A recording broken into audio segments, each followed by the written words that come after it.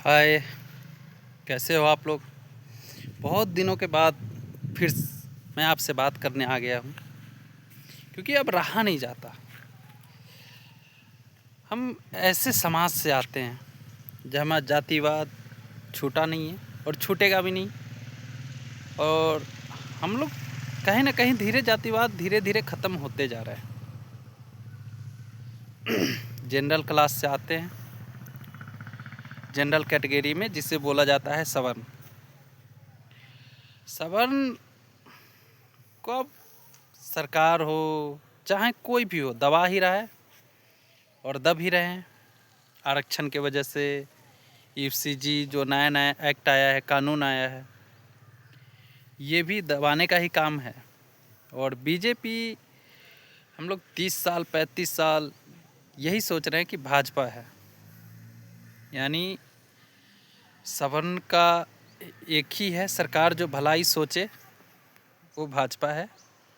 और भाजपा ऐसे गेम पलटा है कि सवर्ण अब कहीं का भी नहीं है। ये तो ना अब कांग्रेस में जा सकता है ना भाजपा में जा सकता है। हालांकि भाजपा ये जानता है कि हाँ, सवर्ण जाएंगे तो जाएंगे कहाँ, और इसी के लिए कानून लाया गया है।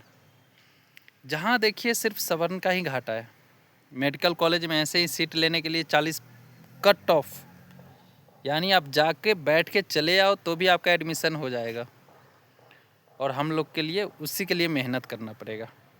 हम लोग 25-26 में बूढ़े हो जाते हैं, वो लोग 30 के बाद ही बूढ़े होते हैं।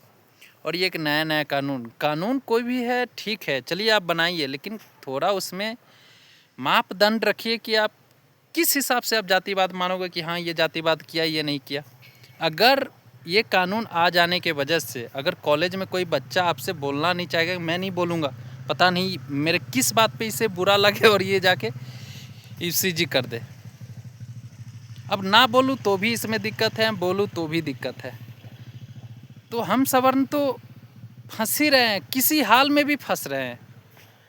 और हमारे समाज के जितने भी हैं बोल रहे थे हिंदू राष्ट्र बनाएंगे, हिंदू राष्ट्र बनाएंगे, अपना तो भाजपा सरकार। अब समझ में आ गया। और ये पवन सिंह और मनोज तिवारी, निरहुआ, ये खेसारी को बोल रहा था यदु मुल्ला, और अभी हम लोग को बोला जा रहा है स्वर्ण मुल्ला। और अभी देखिए जो बीजेपी समझिए सीएम योगी को ले गया हुआ था प्रचार, 41 जगह पे चुनाव लड़ाया, भाषण करवाया, और पवन सिंह पूरा माहौल बदल दिए। अब हमें भी बोलने पर मजबूर हो रहा हूँ कि ये लोग सवर्ण तो नहीं है, अब ये लोग हो गए सवर्ण मुल्ला। क्योंकि सवर्ण होते तो जरूर कुछ ना कुछ बोलते। जिस सांसद 140 सांसद जो सवर्ण है वो अगर साइन करते हैं तो ये बिल पास हुआ है। आप सोचो अगर 140 सवर्ण साइन नहीं किए होते तो क्या ये पास होता। 240 सीट शायद भाजपा का है, जिसमें 140 सवर्ण है, पूरे देश में बोल रहा हूँ, इंडिया में। तो अब उस मानसिकता का क्या होगा जो बोल रहे थे कि हिंदू राष्ट्र बनाएंगे, हिंदू राष्ट्र बनाएंगे। और अपने धर्म के ठेकेदार किसी पार्टी को मत बनाइए। कोई भी पार्टी हो, अगर धर्म पे वोट मांग रहा है तो उसे मत दीजिए। नहीं तो जैसे भाजपा लात मारी है ना, 50% वोटर को सीधे छोड़ के आपको छोड़ा गया है। आप जानबूझ के छोड़ा गया है, क्योंकि आप कहाँ जाओगे, एक दिन आना है भाजपा में। और कितना 50% में आप कितना कट जाओगे। 25% जो समझता है यूजीएससी आने से या ये सब कानून आने से घाटा है। बाकी गांव देहात में कौन जानता है, किसे अपने बेटा को, मैं भी नहीं पढ़ना चाहता, हाई एजुकेटेड मैं भी नहीं करना चाहता, पर कहीं ना कहीं मेरे समाज के साथ गलत हो रहा है। मुझे नहीं डॉक्टर बनना, बाहर ही कमाना है। लेकिन मोदी जी ये क्या कर दिए आप तो हमारे बड़े आदमी को ही गांड काट के कतर के रख दिए।